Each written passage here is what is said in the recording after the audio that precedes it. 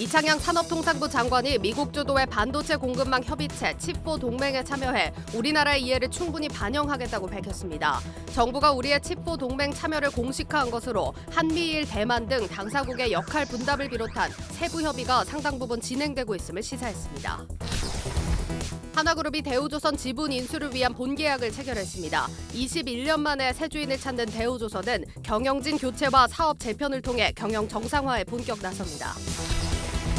문재인 케어로 불리던 지난 정부의 건강보험 정책이 사실상 폐기 수순을 밟게 됐습니다. 초음파와 MRI, 임플란트 등 관련 상장사들 주가에 부정적인 영향이 예상됩니다. 백화점들이 정기 구독 서비스로 식자재부터 식물까지 배송에 나서고 있습니다. 고객 접점을 늘려 충성 고객을 확보하고 백화점 이미지를 개선하려는 전략입니다.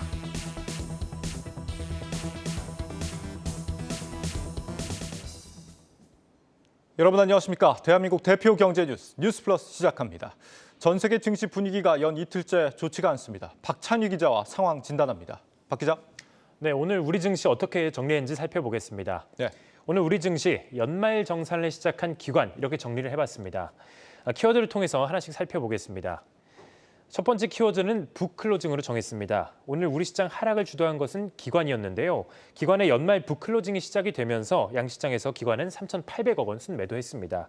다만 장중에 개인과 외국인이 순매수세로 돌아서면서 이런 낙폭은 대부분 만회가 됐는데요. 북클로징 이야기는 잠시 뒤에 좀 더 자세히 전해드리도록 하겠습니다. 두 번째는 키워드 한번 살펴보도록 하겠습니다. 반도체로 잡아봤는데요. 네. 시가총액 상위 종목이 대체로 하락한 가운데 증시 버팀목 역할을 하는 이 반도체주의 약세가 조금 두드러졌습니다. 간만 미국 증시에서 반도체 업종이 이 FOMC 결과를 소화하면서 좀 급락했기 때문입니다. 반도체 업황에 대한 투자 심리를 보여주는 필라델피아 반도체 지수는 간밤 4.17% 하락했습니다. 이렇게 증시 변동성이 큰 가운데 우리 증시는 유틸리티, 제약, 바이오 등 이 개별 업종이 강세를 보이는 개별 장세 흐름이 나타났습니다. 네. 북클로징이 뭡니까? 이 책을 닫는다, 그만 퇴근한다 뭐 이런 뜻인가요?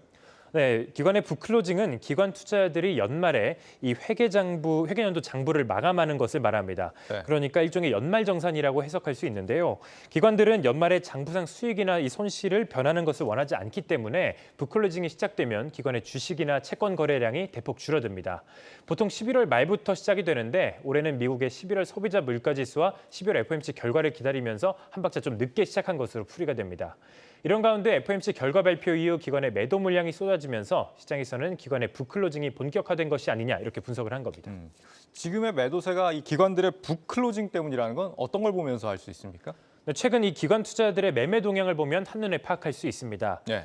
기관은 지난달 30일부터 오늘까지 양시장에서 1조 원 넘게 순매도했는데요.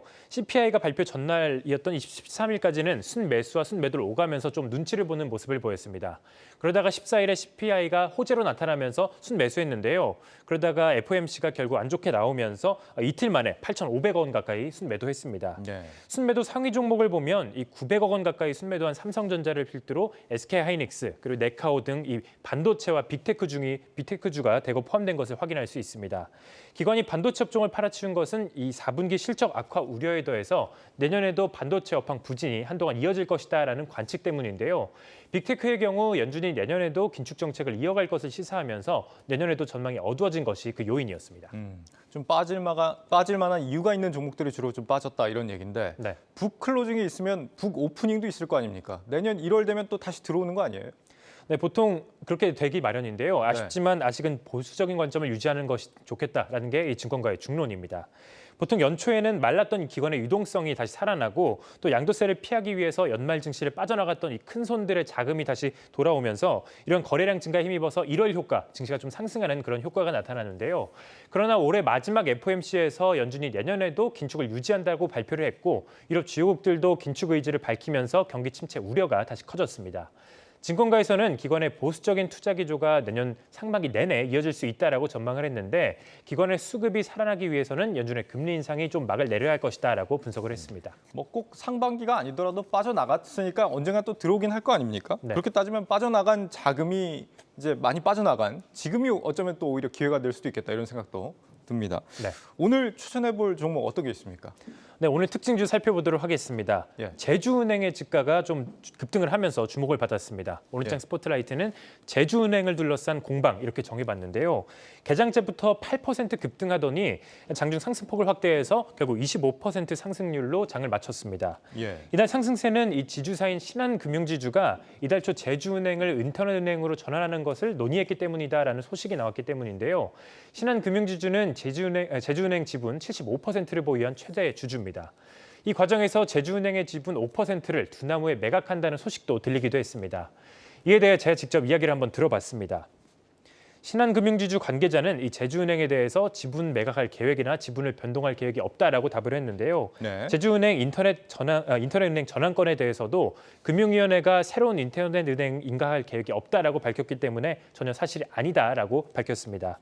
그러면서 제주은행 시가총액이 약 3천억 원인 것을 감안하면 시중에 유통되는 주식이 600억 원 수준이라면서 투자자들이 뜬 소문 하나에 좀 주가가 움직이면서 이렇게 좀 가볍게 매매하는 것이 아닌가. 투자자들의 피해가 좀 우려가 된다. 피해를 보지 않았으면 좋겠다라고 답변을 했습니다. 제주은행과 두나무 측 역시 이 사실이 무근이다라고 답변을 내놨는데 과거에도 이미 제주은행은 이러한 소식으로 인해서 주가가 크게 요동친 적이 수차례 있었습니다. 전문가들은 이 연말에 증시가 유동성이 좀 줄어들면서 급등주에 자금이 쏠리는 현상이 나타난다면서 투자 전에 근거가 무엇인지 명확히 확인할 필요가 있다라고 조언을 했습니다. 예. 이게 루머가 아니라 사실인 경우에도 기업들이 보통 명확해지기 전까지는 사실 무근이다 이런 표현 많이 쓰거든요. 네. 그래서 참 투자자 입장에서는 구분해내기가 쉽지가 않은 게 사실입니다. 네. 다음 주에는 중요한 일정 어떤 게 있을까요? 네, 크리스마스를 앞두고 있는데요. 조용한 한 주가 될 것으로 전망이 됩니다. 네. 다음 주 수요일에는 국내 반도체 기업들의 이 실적을 가늠할 수 있는 마이크론 테크놀로지의 실적이 발표가 됩니다. 이 실적 결과에 따라서 삼성전자나 SK의 주가가 좀 변동성을 보일 수 있기 때문에 체크해볼 필요가 있고요. 그리고 목요일에는 올해 마지막 IPO 기업인 바이오노트가 상장이 됩니다. IPO 대여라고 마지막 대여라고 좀 불리면서 주목이 됐었는데 IPO 준비 과정에서 기업 가치 고평가 이 꼬리표가 붙으면서 공모가를 반으로 줄였지만 증시 부진 여파에 흥행에는 좀 실패한 모습이었습니다. 상장 이후 주가 체크해볼 필요가 있겠고요. 그리고 마지막으로는 수요일 날 발표되는 미국의 11월 소매 판매 지표와 목요일 날 발표되는 미국의 3분기 GDP 등도 함께 체크해 보시면 투자에 도움이 될 것 같습니다. 네, 여기까지 듣죠. 증시 프리즘 박찬희 기자였습니다.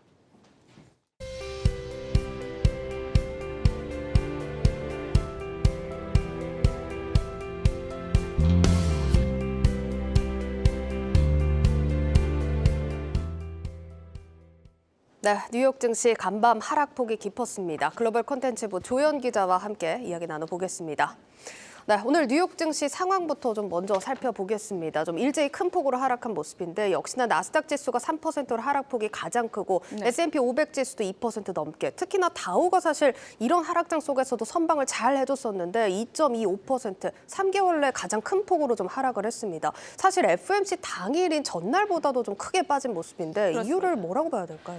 아무래도 시장의 경기 침체에 대한 공포가 좀 지배했기 때문이 아닌가 생각이 드는데요. 예. 미 연준의 기준금리 발표가 있었던 14일 그리고 간밤인 15일 이틀간의 지수의 흐름을 보아도 얼마나 점차 시장이 위축이 되었는지 볼 그렇네요. 수 있습니다. 실제 공포지수라 불리는 시카고 옵션 거래소 변동성 지수 VIX는 7.66% 이날 급등했고요. 또 이날 미국의 소매 판매가 발표가 됐는데 이 지표가 좀 좋지 않았습니다. 11월 소매 판매는 전달보다 0.6% 급감한 것으로 나타났습니다. 이는 지난해 12월 이후 11개월, 그러니까 거의 1년 만에 최대 감소폭이고 또 월가 전망치였던 마이너스 0.2%보다 감소폭이 3배나 됩니다.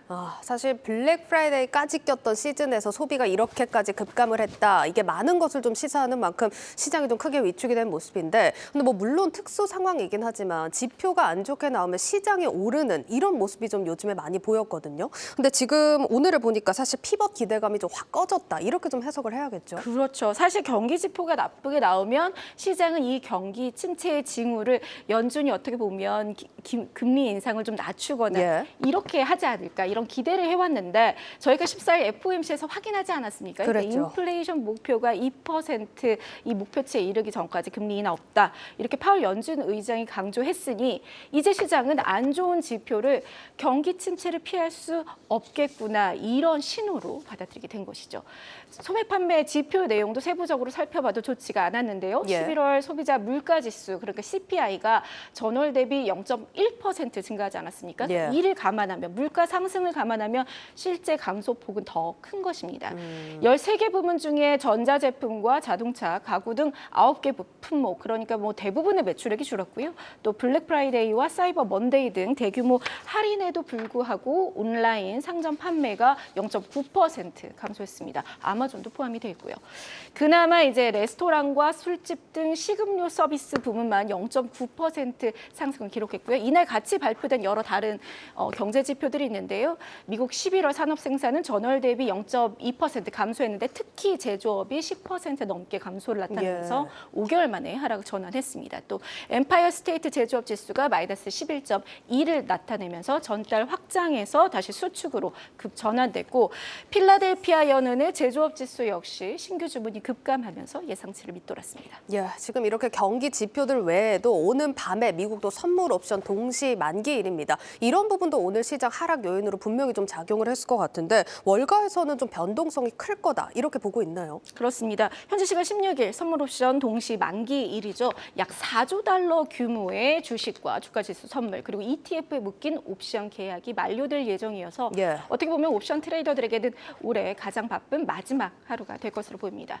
월가 애널리스트인 켈리 콕스는 올해 소매 및 기관 트레이더 모두 옵션에 대한 의존도가 급증했다며 만기 몇 시간 전에도 대규모 막바지 변동으로 이익을 얻으려고 하고 있다. 이번은 매우 큰 옵션 만기가 될 것이다. 이렇게 설명을 했습니다. 또 월가에서는 남은 2022년 마지막 2주 동안 뉴욕 증시가 훨씬 더 큰 스윙을 하기 쉽다. 이렇게 이야기를 하는데요. 그 이야기는 이제 상승과 하락폭이 커질 수 있다는 의미죠.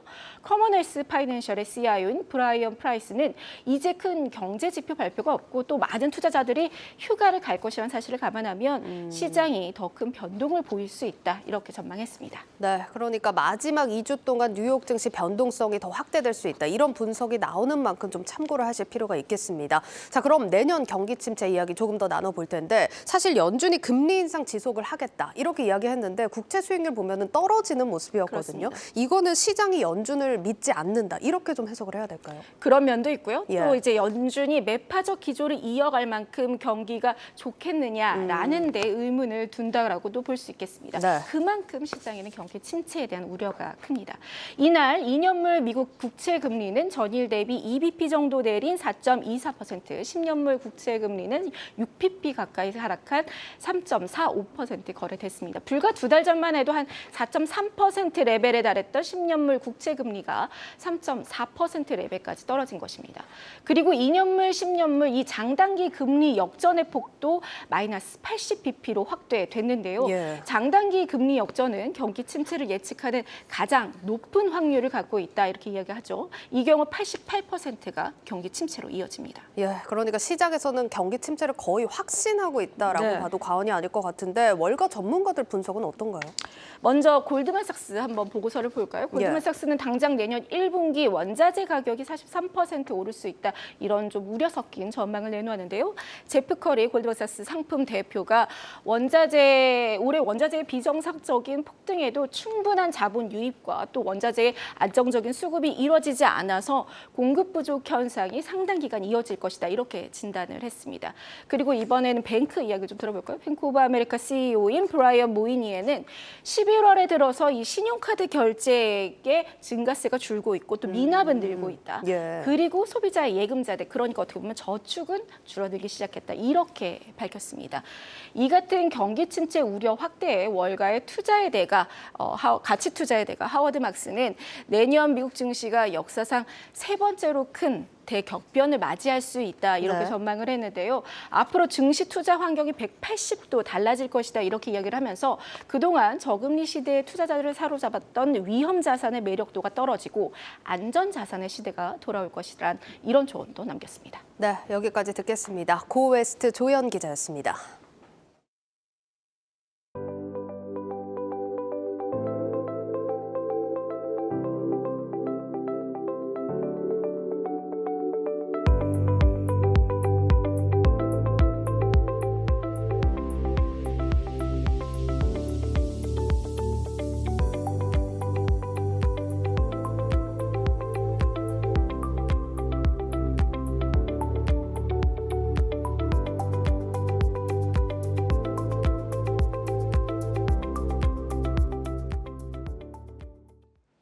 정부가 미국이 주도하는 반도체 공급망 협력체 치포 동맹 참여를 공식화했습니다. 이창양 산업부 장관은 한미일과 대만 이 4개 당사국들 간의 역할 분담과 같은 세부 협의가 상당 부분 진척되고 있음을 시사했습니다. 신재근 기자입니다. 이창양 산업통상자원부 장관이 미국 주도의 반도체 협의체 치포 동맹에 참여하겠다고 밝혔습니다. 이 장관은 한경 밀레니엄 포럼에서 치포 동맹을 배제할 필요가 없다며 참여해서 우리의 이해를 충분히 반영하겠다고 말했습니다. 정부가 중국을 견제하기 위한 치포 참여를 공식화한 것은 이번이 처음입니다. 이 장관은 4개국의 역할 분담, 즉 한국의 생산 기술과 미국의 장비 기술, 대만의 파운드리, 일본의 소재 부품이 결합하면 반도체 공급망을 상당히 강화할 수 있다며 우리나라에 도움되는 방향으로 활용될 것이라고 자신했습니다. 그는 특히 관련국들이 공급망 강화에 도움되면서도 개별 국가에는 방해되지 않게 디자인하고 있다며 이미 세부 협의가 상당 부분 진행되고 있음을 시사했습니다. 정부가 최대 수출국인 중국을 자극하는 치포 카드를 꺼내든 것은 미국을 등에 업은 대만과 일본의 부상, 여기에 메모리 중심의 K반도체 업황 부진 등 위기 상황 때문입니다. 디지털 분야의 수요가 줄어들면서 수요가 감소하고요. 그래서 메모리 수요 가격 모두가 지금 내년에는 안 좋을 것으로 생각됩니다. 이 장관은 주력인 반도체 부진 등으로 내년 수출이 3에서 4% 역성장하고 설비 투자도 최대 3% 감소할 것으로 내다봤습니다. 특히 중국 시장에 대해 부정적 견해를 보였습니다. 기본적으로 중국의 경제는 성장률이 갈수록 둔화되는 추세다 이렇게 보이겠습니다. 피크 차이나라고 해서 이 경제나 인구 모두 절정점 상태를 좀 지나고 있기 때문에 중국이 우리의 큰 앞으로 성장하는 수출 시장이 되기는 상당히 좀 전망하기 어렵다 이렇게 보겠습니다. 이에 따라 내년 반도체와 철강, 석유화학의 업황은 매우 어려울 것으로 전망했습니다. 반면 자동차와 전기차 배터리 수출은 전기차 시장 성장으로 올해보다 크게 늘어날 것으로 내다봤습니다. 자동차 분야가 내년에는 상당히 좋을 거다 이렇게 생각이 됩니다. 그래서 내년에 자동차는 한 7% 이상 수출이 될 것으로 생각되고요. 전기차 부분의 성장이 상당히 지속될 거다 이렇게 보여집니다. 산업 분야 규제 혁신과 인프라 개선 등이 담긴 산업 대전환에 대한 청사진도 밝혔습니다. 이 장관은 현재 산업 대전환을 위한 태스크포스를 구성했다며 내년 상반기 구체적인 내용을 공개할 것이라고 설명했습니다. 한국경제TV 신재근입니다. 한화그룹이 대우조선 해양 인수를 위한 본계약을 체결했습니다. 21년 만에 새 주인이 되는 한화는 경영진 교체와 사업 재편을 통한 경영 정상화 플랜을 본격 가동합니다. 이지우 기자의 보도입니다. 한화그룹과 KDB산업은행이 오늘 대우조선 해양 인수를 위한 본계약을 체결했습니다. 대우조선의 기업 가치가 너무 높게 책정돼 본계약 때 인수 가격을 조정할 것이라는 전망도 나왔지만 지난 9월 조건부 투자합의서 체결 당시 맺은 조건이 그대로 유지됐습니다. 한화는 2조 원을 투입해 주당 19,150원에 지분 49.3%를 인수합니다. 남은 관문은 기업 결합 심사 등 국내외 인허가 절차, 한화는 내년 상반기까지 모든 절차를 마무리한다는 방침입니다. 대우조선을 인수하는 이유는 한국판 록히드 마틴이 되겠다는 한화의 꿈 때문입니다. 잠수함, 군함 같은 특수선 기술을 가진 대우조선을 품으면서 한화는 육해공 방산 기업으로 도약하게 됐습니다. 한화의 새 먹거리로 꼽히는 친환경 에너지 사업에서의 시너지도 기대됩니다. 그래서 한화 입장에서는 스스로 어디선가 개발을 해서 액체로 이송을 하고 그걸 저장을 하고 판매하는 비즈니스가 생겨야 되지 않습니까? 그래서 지금 선박이 필요하고 선박에 있는 액체 수소하고 이게 결합이 돼서 시스템이 만들어지는 거라고. 앞으로 대우조선은 특수선, LNG선 같은 고부가 가치 선박에 집중 투자할 것이라는 관측입니다. 주인 없는 회사라는 꼬리표를 뗀 대우조선의 체질 개선도 이뤄질 전망입니다. 긍정적이겠죠. 예. 아무래도 경영진 오너십이 생기는 거잖아요. 그러다 보니까 캐펙스라든가 그러니까 이런 투자라든가 수주할 때의 전략, 수주 전략, 수익성 중심이라든가 이런 것들이 좀 더 명확해질 수 있으니 그런 점에서 긍정적일 거고요. 업계에서는 박두선 사장 등 현재 대우조선 경영진을 교체하고 이 자리를 한화 출신 인사로 채울 것이라고 보는데 박 사장을 대신할 인물로는 대우맨 출신인 정인섭 전 한화에너지 대표 등이 꼽힙니다. 실제로 이번 본계약에는 대우조선 등기이사 전원이 사임서를 제출하는 조건이 포함됐습니다. 하나 측은 내년 인수 절차가 끝날 때쯤 구체적인 실행 방안이 나올 것이라며 앞으로 본격적인 경영 쇄신을 예고했습니다. 한국경제TV 이지우입니다. 미국 인플레 감축법에 따른 피해가 커질 경우 현대차 조지아 공장 투자를 재평가할 수 있다고 로버트 후드 현대차 부사장이 밝혔습니다. 로버트 후드 현대차 정부 업무 담당 부사장은 우드로 윌슨 센터가 주최한 웹 세미나에서 현대차가 IRA 때문에 조지아주 전기차 공장 투자를 취소하거나 축소할 가능성이 있느냐는 질문에 우리 회사가 계속 모니터링해야 하는 경제적 결정으로 남아있다고 답했습니다. 후드 부사장은 현대차가 미국에서 전기차 판매와 시장 점유율을 계속 늘려야만 조지아주 공장 완공 시 목표 가동률을 유지할 수 있다며 판매가 증가하기 시작하지 않으면 공장이 경제적으로 타당한지 진지하게 질문할 수밖에 없게 된다고 말했습니다. 또 유럽연합은 IRA에서 규정한 산업정책에 대해 논쟁을 만들고 있지만 현대차는 이미 미국의 투자를 결정한 상태라며 우리의 요청은 미국이 원했던 투자를 한다는 이유로 벌하지 말아달라는 것이라고 거듭 강조했습니다. 기아의 SUV 스포티지가 스페인과 그리스에서 각각 올해의 차로 선정됐습니다. 기아는 스페인 언론사 ABC가 주관하는 2023 스페인 올해의 차에 스포티지가 선정됐다고 밝혔습니다. 기아가 스페인에서 올해의 차를 수상한 건 이번이 처음입니다. 심사위원단은 스포티지에 대해 최신 커넥티비티 기술이 적용된 파노라믹 커브드 디스플레이를 탑재한 인테리어와 우아하고 볼륨감 넘치는 외장 디자인이 조화를 이룬다고 평가했습니다. 한편 그리스 올해의 차 선정위원회 역시 스포티지를 올해의 차로 뽑았습니다. 그리스 올해의 차에서 스포티지는 총점 399점을 획득해 276점인 오펠 아스트라, 258점인 BMW X1 등과 큰 점수차를 보였습니다. 대한항공이 코로나로 중단됐던 일반직 사원 공개 채용을 3년 만에 재개했습니다. 항공업계에 따르면 대한항공은 이달 30일까지 신입과 경력사원 총 100여 명에 대한 채용 접수에 들어갔습니다. 대한항공이 일반직 사원을 채용하는 건 코로나 발생 후 처음으로 2019년 말 마지막 채용된 신입사원들도 2021년에야 정식 입사했습니다. 이번 채용에 대해 대한항공은 아시아나 항공과의 통합에 대비하고 코로나 이후 미래 성장 기반을 강화하고자 인재 확보에 나서는 것이라고 설명했습니다. 문재인 케어로 불리던 정부의 건강보험 정책이 사실상 폐기 수순을 밟게 됐습니다. 5년간 시행됐던 정책이 크게 달라지면서 의료계와 산업계의 혼란이 가중될 거란 우려가 나오고 있습니다. IT바이오부 김수진 기자와 함께 알아보겠습니다. 김 기자, 이 건강보험 문제 대통령이 직접 나서서 좀 강조를 하더라고요. 네, 최근 정부가 계속 그간의 건강보험 정책에 문제가 있다고 비판을 해왔습니다. 예. 보건복지부에서는 이미 가안이지만 대책이 나왔고요. 지난 13일 윤석열 대통령은 국무회의에서 건보를 개혁하겠다고 밝혔습니다. 먼저 윤 대통령 발언 준비했습니다. 건강보험에 대한 정상화가 시급합니다. 지난 5년간 보장성 강화에 20조 원을 넘게 쏟아부었지만 정부가 의료 남용과 건강보험 무임승차를 방치하면서 대다수 국민에게 그 부담이 전가되고 있습니다. 예, 사실 그간 건강보험 강화로 의료비 혜택 보신 분들도 상당수 많았던 걸로 좀 기억을 하는데 어떤 점이 문제라는 걸까요? 네, 먼저 이제 진료비 부담에 대한 개념을 설명해야 되는데요. 예. 아플 때 병원에 가면 이제 진료비를 내잖아요. 근데 이제 건강보험 보장이 되면 본인이 환자가 다 내는 게 아니고 상당 부분을 건강보험에서 내주는 겁니다. 네. 돈이 없어서 병원에 못 가는 일이 없도록 하겠다는 것은 이제 굉장히 좋은 정책인데요.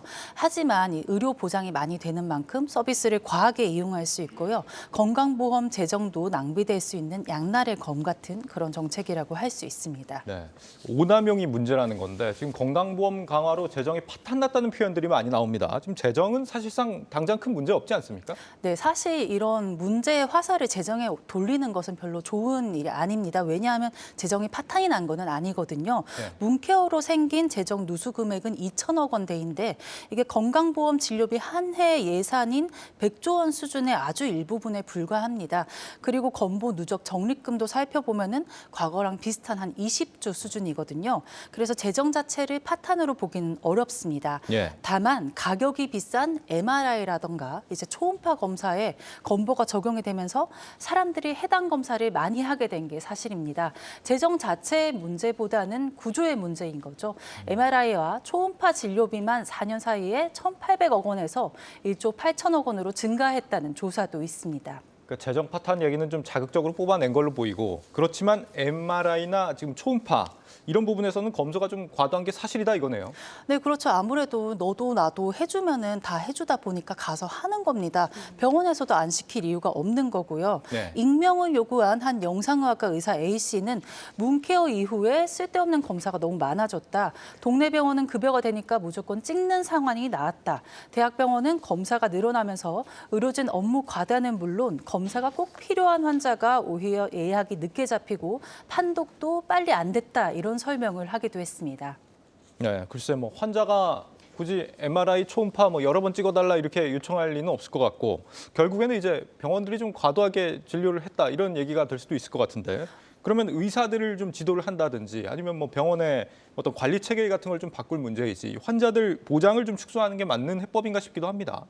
예, 그렇다면 이제 문재인 케어 폐지로 좀 앞으로 어떤 점들이 달라지게 되는 건지 정부 건강보험 개혁안의 핵심 내용들 지금부터 고영욱 기자가 정리해드리겠습니다. 네, 먼저 지금 말씀드릴 내용은 조만간 정부가 발표한 최종 대책에서 일부 세부 사항이 바뀔 수 있다는 점 먼저 밝혀두겠습니다. 우선 초음파와 MRI 검사 앞으로 정말 필요한 경우에만 건강보험이 적용됩니다. 예를 들어서 이제 두통이나 어지러움증이 있어서 병원에 갔습니다. 지금은 이제 선행 검사인 신경 검사에서 아무 이상이 없어도 뇌나 뇌혈관과 같은 그러니까 최대 3개의 MRI 검사에 건강보험을 적용해 줬습니다. 하지만 앞으로는 신경 검사에서 이상이 발견돼야지만 2개까지 건강보험을 적용해 주는 것으로 바뀝니다. 문재인 케어에 따라 건강보험 적용 예정이었던 근골격계 초음파나 MRI 검사는 의료적 필요성을 신중히 따져 제한적으로만 허용됩니다. 또 지난해 한 사람이 하루 5번꼴 1년간 2,000번 넘게 병원을 드나든 사례도 있었죠. 앞으로 하루에 2번 이상 병원에 가게 된다면 병원비도 더 많이 부담해야 합니다. 연간 365번을 넘어선 외래 진료에 대해선 현재 평균 20%인 본인 부담률이 90%까지 올라갑니다. 물론 중증 질환처럼 의료 이용이 불가피한 경우는 예외입니다. 또 암이나 희귀질환 진료 시 합병증까지 건강보험으로 지원해 줬는데 이것도 덜 아픈 그러니까 경증인 합병증에 대해선 지원해서 빼기로 했습니다. 가벼운 병은 가급적이면 이제 동네 병원에서 가서 치료하는 게 좋습니다. 병원비가 일정 금액을 넘으면 넘은 만큼 돈을 돌려주는데 가벼운 병으로 상급 종합병원에 가면 이런 비용은 돌려주지 않기로 했습니다.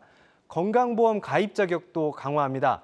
지난 2020년이죠. 건보료를 한 푼도 내지 않은 한 외국인이 입국하자마자 한국인 사위의 그 건강보험 피부양자로 등록이 돼서 평소 앓고 있던 병을 치료하고 출국한 사례가 있었습니다. 당시 건보공단이 부담한 진료비가 9천만 원인데요. 앞으로 이런 외국인 피부양자나 해외 장기 체류 영주권자는 국내에 들어오고 6개월이 지나야 건강보험을 이용할 수 있도록 바뀝니다. 또 응급진료나 분만, 소아진료, 심혈관 질환과 같은 어려운 수술 등에 대한 의료진 보상을 강화해서 국민들이 병원을 찾아 떠돌지 않게 만든다는 계획입니다. 네, 고영욱 기자 잘 들었습니다. 김 기자, 이게 아직 시행안일 뿐이지만 실제 시행이 된다면 많은 것들이 좀 달라질 텐데 의료계에서는 어떤 반응입니까?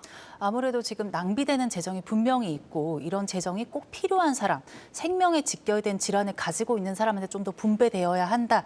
이런 입장에서는 이제 윤통이 이야기한 개혁 내용과 일맥상통을 합니다. 네. 다만 현재 건보 제도에서 좋은 점도 있지 않겠습니까? 그러다 보니까 이제 전면 폐기를 한다거나 새로운 제도를 갑자기 어느 날 순간적으로 막 일괄적으로 시행한다든지 이런 내용들은 조금 혼란을 가중할 수 있지 않겠냐 네. 그런 입장입니다. 응급의학과 교수인 박수연 대한의사협회 대변인 인터뷰 준비했습니다. 이미 시행을 했던 이제 급여 부분을 축소를 해야 되는 부분에 대해서는 이제 현장에서는 이게 갑자기 안 된다 이렇게 얘기를 하면 환자분들은 굉장히 많은 민원을 또 제기를 할 수가 있고 문제 소지를 병원에 다 제시를 할 수가 있거든요. 이제 단계적으로 좀 협의하는 부분이 있지 않을까. 그리고 협의를 하고선 시행해야 되는 부분이 맞을 거라고 생각하고 있습니다. 뭐 앞서서도 이야기를 했지만 환자 입장에서도 갑자기 시행하면 의료비 부담이 좀 확 늘어날 테니까 당혹스러울 수 있겠네요. 아무래도 그렇습니다. 그러면은 이번 정책 변화로 영향을 받는 기업들은 어디가 있을까요? 아무래도 영향을 받는 곳이 있지 않겠냐 이런 얘기가 많이 나왔습니다. 확정은 아니지만 보건복지부가 내놓은 개혁안에 따르면 건보 비용 절감과 관련해서 약가 인하 내용이 포함되어 있어서 중소형 제약사가 영향을 받는다는 그런 분석이 있습니다. 이제 하현수 유한타 증권연구원은요. 대책안을 살펴보면 요건에 따라서 복지약 등재 시 최대 22.5% 약가를 인하하는 적용 기준이 확대되기 때문에 복지약 비중이 큰 중소형 제약사들이 조금 힘들어질 수 있다. 이렇게 전망을 했습니다.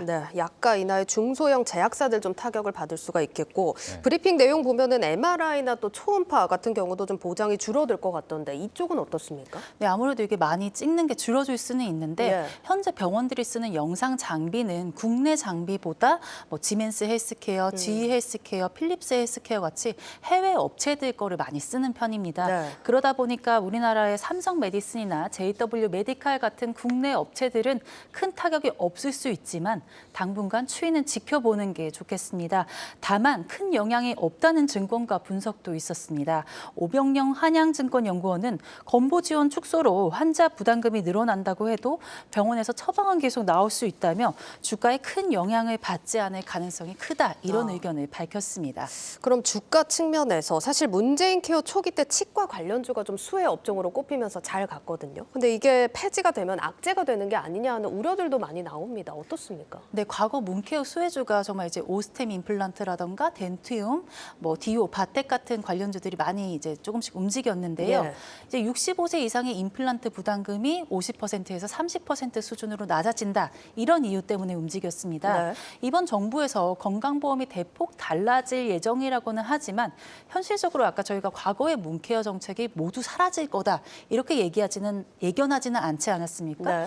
특히 임플란트와 관련된 보완 정책은 아직 나오지 않은 상태입니다. 없을 수도 있고요.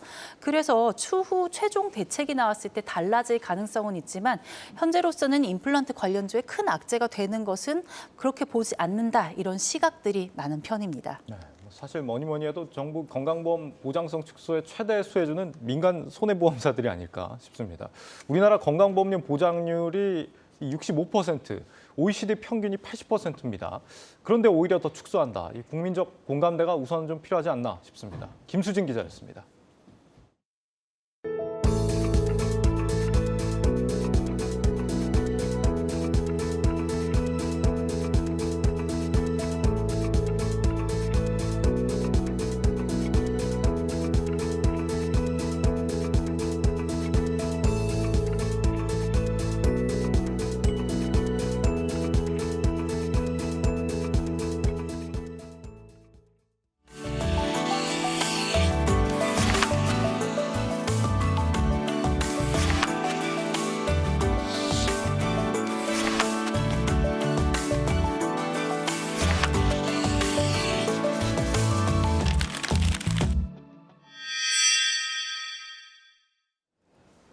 요즘 구독 상품 많이들 이용하실 텐데 백화점 업계도 소비자와의 접점을 늘리기 위해서 구독 서비스를 대거 늘리고 있습니다. 그 품목도 굉장히 다양해졌는데 유통산업부 전효성 기자와 함께 다뤄보도록 하겠습니다. 정 기자, 백화점에서 얼마 전에 반찬 구독 서비스가 나왔는데 이게 인기가 그렇게 좋다면서요? 네, 최근 신세계백화점이 반찬 구독 서비스를 내놨는데 출시된 지 5일 만에 예정된 구독 인원이 모두 사전 마감됐습니다. 한 달에 16만 2천 원을 내면 주 1회 국과 반찬, 찌개 같은 걸 집 앞으로 배달을 해주는 건데요. 요즘 맞벌이 부부들 사이에서는 돌아서면 밥하고 돌아서면 밥한다 이런 뜻의 돌밥이라는 단어가 유행하고 있거든요. 그만큼 집에서 식사를 차려 먹는 부담이 크다는 얘기입니다. 이런 상황에서 백화점이라는 조금 상대적으로 믿을 만한 곳에서 판매하는 그런 반찬들 이런 거를 집 앞까지 배송해주는 구조다 보니까 소비자 관심은 높은 편입니다. 이와 관련해서 인터뷰 준비했습니다. 반찬을 비롯해서 정기구독 서비스를 찾고 있는 고객님들이 나날이 늘어나고 있습니다. 품질 좋은 먹거리와 함께 주 1회 이제 고객님께서 설정한 날짜로 받으실 수 있다는 게 가장 큰 장점인 것 같습니다. 네, 이번에 런칭한 신세계 백화점뿐만 아니라 경쟁업체인 롯데백화점 그리고 현대백화점도 올해 들어 반찬 구독 매출이 크게 늘고 있습니다. 한 주 4만 원에 한 2, 3일 정도의 먹을 양이 온다라고 한다면 가성비 측면에서도 나쁘지 않은 것 같습니다. 근데 보통 이제 백화점 하면은 딱 떠오르는 게 패션이나 명품 약간 이런 카테고리인데 지금 반찬을 구독 상품으로 내놓은 게 좀 의외네요. 네, 사실 반찬뿐만 아니라 다른 상품들도 많이 운영을 하고 있습니다. 네. 특히 현대백화점은 투홈이라는 식품 브랜드를 앞세워서 반찬뿐 아니라 유제품, 요리 재료, 고기류까지 구독 상품으로 내놨습니다. 심지어는 화초 같은 관상용 식물을 매달 구독 형태로 받아볼 수 있도록 했고요. 이 신세계백화점은 매일 우리가 주식으로 먹는 쌀을 구독 상품으로 내놓기도 했는데요. 네. 지난해까지 VIP 고객 전용으로만 운영되던 상품이었지만 소비자 반응이 좋자 일반 고객에까지 쌀 구독 서비스를 오픈한 겁니다. 이렇게 품목이 다양해져서 좀 더 신선하다는 느낌을 받는 것 같은데 백화점 업계가 구독 서비스를 늘리는 이유, 수익성 때문이라고 봐야 될까요? 네, 사실 백화점에서 운영하는 구독 상품의 수익성은 그리 높지 않은 편입니다.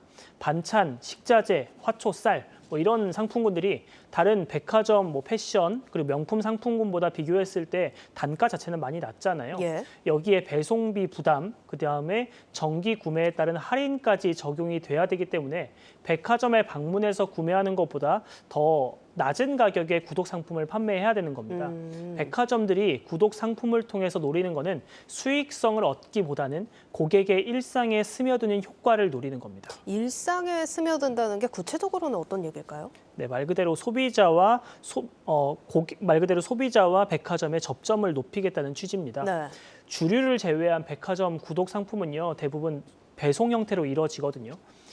어쩌면 백화점 점포에 방문하는 고객이 이제 줄어들 수도 있죠. 배송을 받으니까. 예. 하지만 이보다는 양질의 상품을 주기적으로 배송을 해주면서 소비자로 하여금 백화점에 대해서 좋은 인상을 남기는 게 더 효과적이다. 이렇게 보고 있는 겁니다. 어떻게 보면 브랜드 마케팅 전략이라고 좀 이해를 해야겠네요. 네, 그렇죠. 되게 자주 눈에 띄는 거를 배송을 해주면서 네. 브랜드를 각인시키는. 예.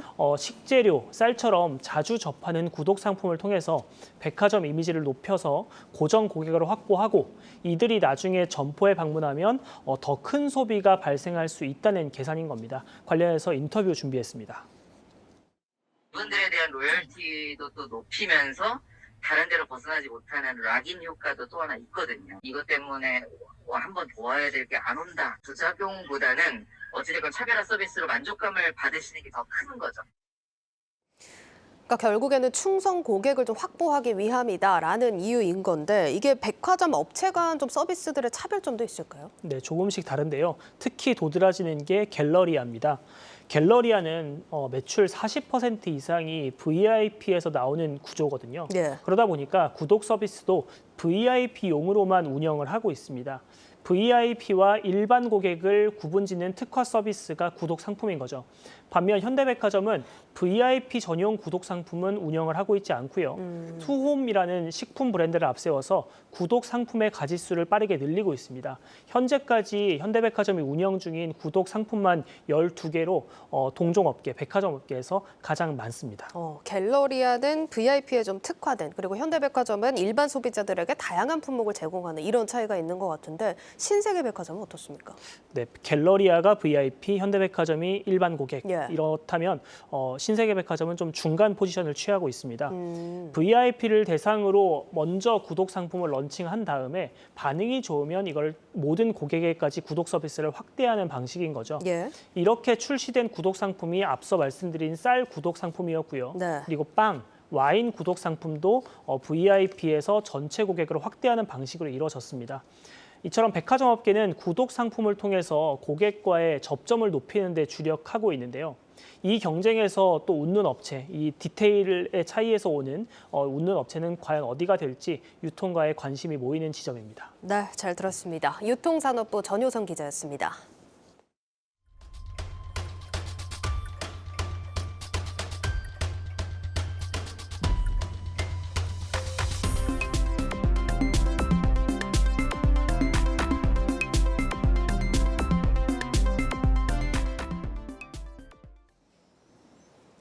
나이가 들면서 쇠퇴하는 안과 질환 가운데 황반변성이라는 게 있습니다. 이 관련된 치료제 특허 만료에 따라서 시장 진입을 놓고 국내 바이오 기업과 글로벌 제약사들까지 치열한 경쟁이 예고되고 있습니다. 이 내용 양재준 기자와 함께 살펴보도록 하겠습니다.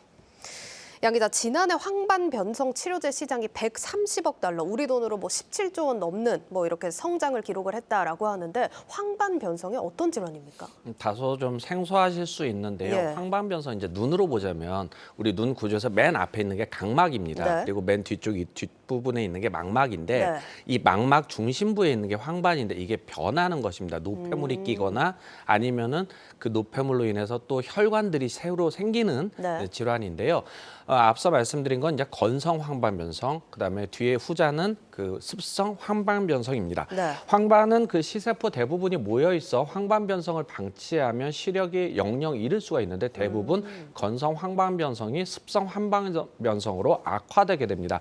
현재는 그 건성 황반변성 같은 경우는 표준 치료제, 그러니까 의사들이 직접 하는 치료제들이 없고요. 네. 습성 황반변성은 아일리아하고 루센티스가 있습니다. 지금 치료제 시장 규모는 어느 정도 됩니까? 실제적으로 국내에서도 상당히 근데 글로벌 시장을 좀 살펴본다면은 네. 지난해 글로벌 기준으로 독일 바이엘과 미국 리제레론의 그 아일리아가 93억 8천만 달러, 그리고 제넨틱이 약 35억 달러, 130조 정도니까 한 17조 정도 된다고 보시면 되겠습니다. 네. 이들 바이오 의약품 특허가 순차적으로 만료되고 있기 때문에 우리나라는 물론 글로벌 제약사들도 바이오시밀러 출시를 준비하고 있습니다. 셀트리온뿐만 아니라 삼성도 준비하고 있는데 올해 특히 스위스계 다국적 제약사인 로슈는 미국 식품의약품으로부터 황반변성 치료제 신약 바비스모의 허가를 획득했습니다. 시장조사 업체인 그 마켓 리서치 퓨처에 따르면 글로벌 전체 시장은 오는 2027년 약 153억 달러, 약 20조 원에 이를 것으로 전망됩니다. 네, 지금 얘기 들어봤듯이 이 아일리아와 루센티스 바이오 의약품 특허가 순차적으로 만료가 되기 때문에 우리나라뿐만 아니라 글로벌 제약사들 정말 치열하게 바이오시밀러 준비를 하고 있다고 하는데 업계 동향은 좀 어떻습니까? 네, 이 아일리아하고 루센티스는 눈에 직접적으로 주사라는 주사제입니다. 네. 핵심 특허는 물질 특허인데 미국은 내년 6월, 그리고 유럽은 2025년 5월에 만료가 됩니다. 그 아일리아와 관련된 바이오시밀러를 개발하거나 지금 출시를 준비하는 국내 기업은 삼성바이오 에피스, 셀트리온, 삼청당 제약, 알테오젠, 그리고 로피바이오 등이 있고 예. 해외에서는 인도의 최대 바이오시밀러 업체인 그 바이오콘이 인수한 비아트리스, 그리고 독일의 포마이콘, 암젠, 그리고 아일랜드계 그 알보텍 등이 있습니다. 보통 원 개발사들이 이렇게 신약 독점권을 확보하게 되면 후발주자의 시장 진입을 막기 위해서 에버그린 전략이라고 해서 이제 특허를 계속 연장하는 이런 일들을 하는데 네. 상록수라고 해서 에버그린, 항상 푸르다 이런 의미로 많이 쓰 전략입니다. 네. 셀트리온은 지난달 그 아일리아 개발과 판매사인 리제레논과 특허 1심 승소해서 미국에서 승소하면서 시장 진입에 큰 허들을 넘었습니다. 지난 4월 셀트리온은 아일리아 바이오시밀러의 글로벌 임상 3상 환자 모집을 완료하고 유효성과 안전성 등의 비교 연구를 진행 중입니다. 삼성바이오에피스가 조금 빠른데요. 지난 9월 아일리아 바이오시밀러의 그 동등성 연구 결과, 그러니까 즉 원 의약품과 지금 우리가 개발한 의약품이 효과가 같다. 네. 이걸 입증하는 결과를 내놓으면서 미국 허가 신청을 지금 준비 중입니다. 삼청당 제약도 지난달 그 유럽 15개국의 아일리아 바이오시밀러를 독점 판매할 수 있는 그 해외 제약사 부여하는 계약을 체결했고요. 내년 2월에 본 계약을 클로징할 것으로 예상됩니다. 또 코스닥 상장사인 아미코젠의 그 관계사인 로피바이오 역시 글로벌 임상 3상을 준비 중입니다. 비아트리스는 워낙 좀 미국에서도 강하다라고 이야기를 하고 있는데 네. 지난해 바이오시밀러 임상 3상을 종료하고 지금 품목 허가를 하면서 우리나라 바이오 기업들에게는 가장 최대 경쟁자라고 할 수 있습니다. 그럼 루센티스 관련해서는 어떻습니까? 루센티스도 한번 살펴보죠. 루센티스는 지난 7월 유럽 특허가 만료됐으며 앞으로 2026년에 6월에 미국 특허가 만료됩니다. 그럼 네. 유럽하고 미국 특허 약간씩 기간적인 텀이 좀 있습니다. 네. 이에 따라서 국내는 물론 글로벌 시장에 제품이 본격적으로 출시하면서 경쟁을 하게 되는데 보통 그러면 원 개발사들은 가격을 상당히 깎아서 출혈 경쟁을 합니다. 30%씩 이렇게 깎아서 특허 복제약이 나오면 바이오시밀러가 나오면 그렇게 경쟁을 하고 예. 특히 이 업체들이 각자 각자 개발을 하기 때문에 누가 빨리 먼저 시장에 진입하느냐. 그러니까 퍼스트 무버 전략을 많이 구사합니다. 네. 삼성바이오 FS가 그 미국과 유럽의 허가를 받아서 제품을 출시한 가운데 지난 8월 바이오테크 테바사, 이스라엘 테바계가 그 유럽에서 허가를 획득했습니다. 또 코이러스 바이오사이언스는 미국 식품의약국으로부터 허가를 획득했고 국내에서는 종근당이 식품의약품안전처 허가를 받아서 내년 1월 제품을 출시할 예정입니다. 네, 이렇게 아일리아와 루센티스 출시를 준비하는 기업들의 움직임 살펴봤는데 바이오 벤처들은 좀 행보가 다르다면서요? 네, 대형사들은 아무래도 글로벌 시장이나 이런 곳을 진출을 위해서 바이오 시밀러 쪽으로 상당히 지금 무게 중심이 가 있는데요. 네. 국내에서 또 바이오 벤처들은 신약 개발 쪽으로 이렇게 승부를 하고 있습니다. 직접 개발에 나서는 거네요. 네, 신약을 개발해서 이제 다국적 제약사에서 효과가 좋으면 라이선스하고 기술 수출하라는 이런 전략들을 하고 있는데 네. 그 황반변성 치료제에서는 이제 습성 황반변성의 경우는 MD면 안지오랩, 엔지캠 생명과학 그리고 제약사에서는 일동제약이 준비하고 있고요. 건성 황반변성은 치료제가 표준 치료제가 없고 레이저 치료만 있는데 올릭스가 지금 준비하고 있습니다. 그리고 당뇨병 합병증으로 발생하는 황반부종, 그러니까 황반이 이렇게 붓는 현상을 나타내는 건데 경구용 제제로 실제 그 큐라클이 지금 준비하면서 임상 진행을 하고 있습니다. 이들 가운데 좀 포인트를 좀 살펴보면 안지오랩은 그 입으로 먹는 코넥스 상장 기업입니다만은 경구용 습성 황반변성 주사제가 아닌 네. 환자의 어떤 복약 수능도를 좀 높이는 효과가 있을 텐데 이것을 개발하고 있고 치료제가 없는 건성 황반변성에서는 올릭스가 짧은 간섭 리보액상 플랫폼을 기반으로 그리고 합병증 부분에서는 큐라클이 기술 수출을 통해서 지금 임상을 진행 중입니다. 그러면 이제 말씀해주신 올릭스와 큐라클 좀 주목을 받고 있다 이렇게 언급을 해주셨는데 연구개발 현황은 어떤지도 좀 짧게 설명을 해주시죠. 네, 이 두 회사는 모두 프랑스의 안과질환 전문 제약사인 떼아사의 기술 수출했습니다. 올릭스는 지난 2020년 그 떼아사의 기술 후보, 신약 후보 4건을 최대 9천억의 기술 수출할 수 있는 계약을 체결했고요. 네. 이 가운데서 OLX301A 같은 경우는 추가적인 기술 협상을 통해서 아태 지역을 제외한 판권을 이전하면서 단일 품목 4,600억가량의 기술 수출을 이뤘습니다. 큐라클은 어떻습니까? 네, 큐라클 같은 경우는 올해 떼아사에서 그 황반 변성을 지금 마일스톤을 포함해서 총 2천억 원의 기술 수출에 성공을 했고요. 네. 지난 10월 그 미국에서 환자 60명을 대상으로 지금 임상을 들어가면서 내년에 임상 2상 종료를 앞두고 있는데 좋은 결과를 좀 기대해 보고 있습니다. 네, 여기까지 듣도록 하겠습니다. IPO 프리보드 양재준 기자였습니다.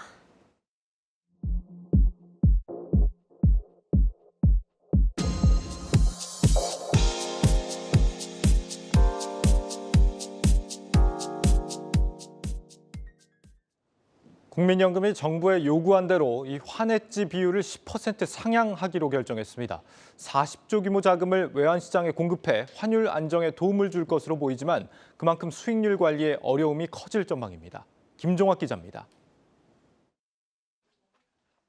국민연금 기금운용위원회가 올해 마지막 회의에서 내년 6개월간 해외 자산 투자에 적용할 환해지 비율을 전략적으로 최대 10%까지 높이는 안건을 의결했습니다. 기획재정부가 국민연금을 비롯한 12개 공적기관에 해외 투자를 진행할 때마다 일정 비율 해지해 환율 상승 위험을 낮출 것을 요구한 지 한 달 만입니다. 기금위는 올해 한때 1,430원 선을 넘어서는 등 이례적인 환율 급등 이후 안정화에 따른 환 손실에 대비할 필요가 있다고 보고 환 해지 비율 확대를 결정했습니다.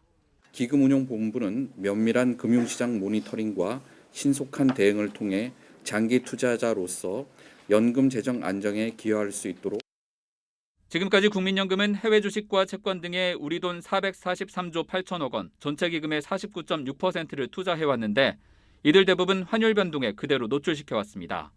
이번 결정에 따라 외환시장에 추가로 공급되는 달러 규모는 약 336억 달러로 서울 외환시장 하루 평균 달러 거래량의 나흘치 자금을 확보할 수 있을 것으로 추정됩니다. 아예 흐름을 바꾸는 요인이라고 생각하지는 않고요. 환해지 비율을 어쨌든 높이긴 했으니까 레벨을 좀 다운시키는 쪽으로 영향을 줄 수 있는 요인은 맞다라고 보고 있긴 합니다.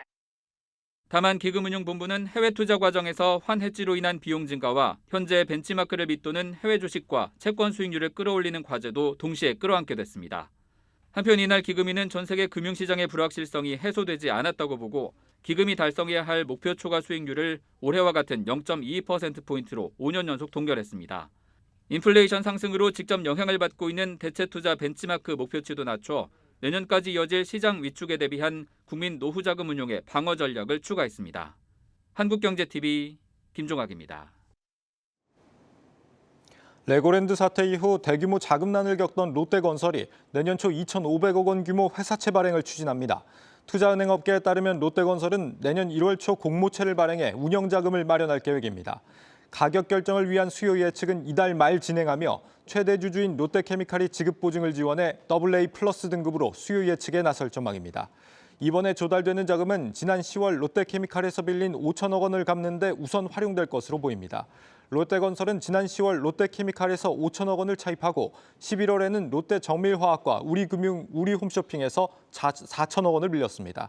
또 같은 달 롯데케미칼과 호텔 롯데를 대상으로 유상증자를 실시해 1,780억 원을 마련하고 국내외 금융사들과 5천억 원 규모의 대출 계약을 맺기도 했습니다. 이번 주 전국 아파트 매매 수급 지수가 역대 최저 기록을 갈아치웠습니다. 한국부동산원에 따르면 이번 주 전국 아파트 매매 수급 지수는 72.1로 73.1이던 전주보다 하락하며 3주 연속 역대 최저 기록을 경신했습니다. 매매 수급 지수가 100보다 낮을수록 시장에 집을 사려는 사람보다 팔려는 사람이 많다는 의미입니다. 서울 아파트 매매 수급 지수도 64.8로 65.7이던 지난주보다 하락했습니다. 전세 시세가 계약 당시보다 하락하는 역전세 우려가 커지는 가운데 전세 보증 사고 금액이 급증하고 있는 것으로 나타났습니다. 한국부동산원이 공개한 임대차 시장 사이렌에 따르면 지난달 전국 전세 보증 사고 금액은 1,862억 원으로 1,526억 원 수준이던 전달보다 22% 크게 늘었습니다. 보증 사고는 세입자가 전세 계약 해지나 종료 후 1개월 안에 보증금을 되돌려받지 못하거나 전세 계약 기간 중 경매가 이뤄져 배당 후 전세 보증금을 받지 못한 경우를 말합니다.